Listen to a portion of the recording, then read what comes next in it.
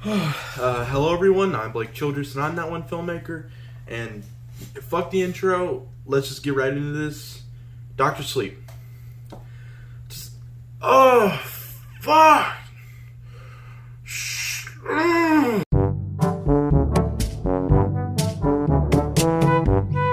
So, Dr. Sleep was the.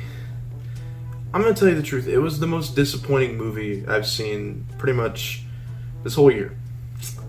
I wanted to.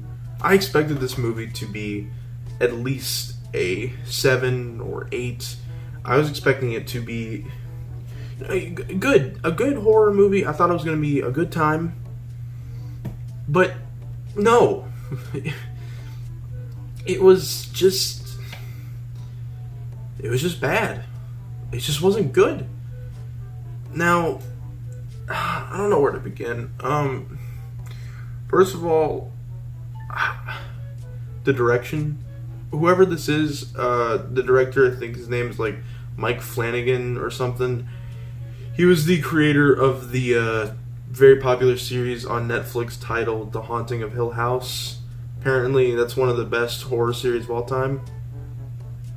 I am never going to watch it because this movie was so badly directed that I don't want to watch anything that this guy's ever made, because his direction was so inconsistent where there'd be like shots that would fade into each other, then shots that would cut to each other, then text, then there would be stuff that was trying to mimic the original Kubrick movie, and then he tried to do his own thing. It's like he's trying to copy the original movie but also do his own thing. It's just like a blending of the two properties. He's trying to mix the Stephen King Shining novel with the Stanley Kubrick movie and the Doctor Sleep novel into one full fucking movie, and it doesn't work.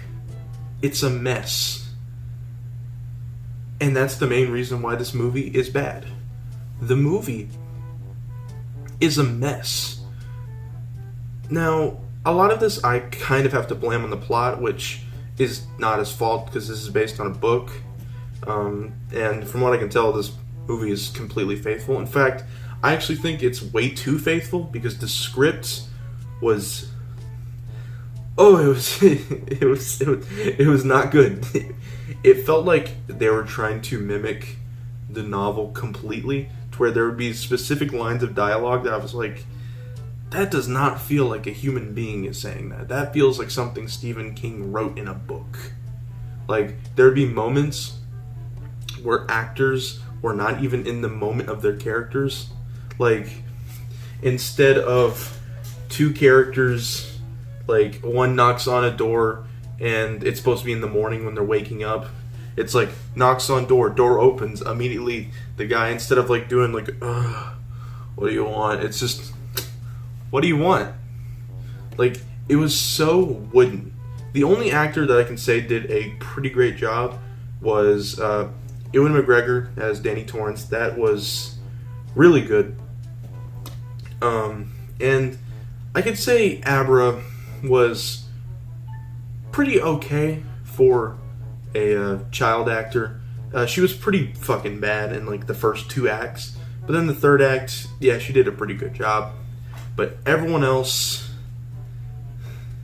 no es bueno. Especially the guy that was supposed to be like the mimic of Jack Nicholson's character from the original movie.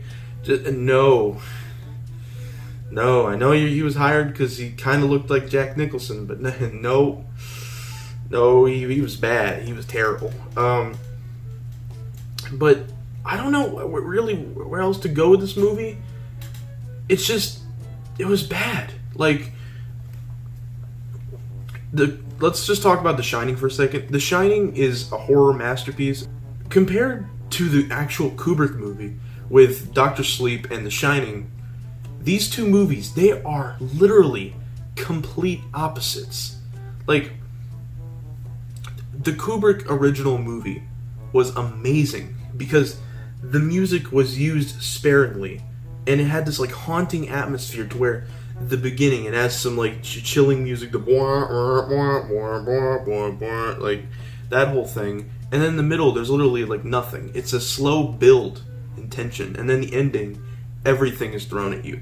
The Grady twins, the Grady himself, the blood elevator, the dog man, fucking the old man, everything. Jack trying to kill Wendy, like all of that. And it's awesome. The music is loud as hell. It scares you. The movie is awesome. But with this, it's completely different. There's music all throughout. There's jump scares. There's, again, weird camera angles. There is no sudden build. Characters, like, randomly go from point A to point B where there's no transformation in between. Like, Danny Torrance is going to be this now. And this person is now going to do this for the role. Or people would do random things. It's like, Danny Torrance, he's going to be normal throughout the whole movie. Then at the end, he's going to kill himself. No reason. He's just going to. That's just because that's what we need him to do. Now, it was probably in the book and probably better well explained. Who cares? I'm just saying in this movie, not well explained at all. It's just him killing himself. Could have easily just ran out, but no, he just died.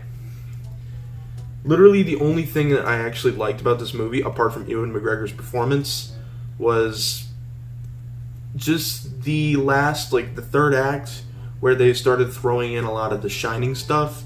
That was just pure fan service, and I enjoyed it because I love the Shining movie. Like, they reorchestrated the original theme, and they used like a bigger orchestra where there was more like instruments, and it sounded awesome. And instead of it being like a bright morning shot, it was actually a night shot, and there was snow falling, and it was so cool. I fucking loved it. And the Overlook Hotel had this cool new look, to where instead of being like built how it was in the original movie, it's all dilapidated, it's ancient, it's foreclosed, it's literally breaking apart, and it was cool. Basically, everything about this movie that just ripped off of the original movie was great. And then the times when this movie tried to be original,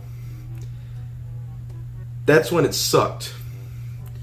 So, Dr. Sleep is the most disappointing movie of the year. And I haven't talked about the plot, so I'm going to give you literally a basic rundown in like 10 seconds. Danny Torrance, years later after the events from the original movie, faces a new threat, and this new threat is some people that are like zombie vampires that inhale vape from the people that have the Shining ability, and this allows them to live forever. So he tries to, with a 13-year-old girl named Abra, kill all of the vampire zombies, and they succeed, and they just shoot the shit out of them. And then at the end, in order to kill the last one, who's like the leader, they have to use the Overlook Hotel, and they blow up the whole fucking hotel with Danny inside, and he dies. And then Abra, like, basically Danny becomes like her ghost, and he's always there for her, I guess. And that's the movie. I literally explained the whole movie in one go. It wasn't 10 seconds because I don't know how to count. And that's it. But this movie sucks. This movie is terrible. Don't watch it. Please, for the love of God, don't watch it. It's not good. Just pay like $3, rent the original Shining movie, and watch that. That is a good fucking movie. That is something that terrified me for years. Still, actually, to this day. What I just got back from, that's not good. Mike Flanagan, this is not good. I'm sorry. You fucked us up. And I don't know who to blame, either you or Stephen King, or both. Or myself for actually paying money to see this piece of shit movie. Fuck you, Stefan Kingo. Good night, EO. That was the worst intro I have ever fucking made. I'm Blake Childress, and I'm now one filmmaker, and I hope to see you in my next video. Bye-bye now.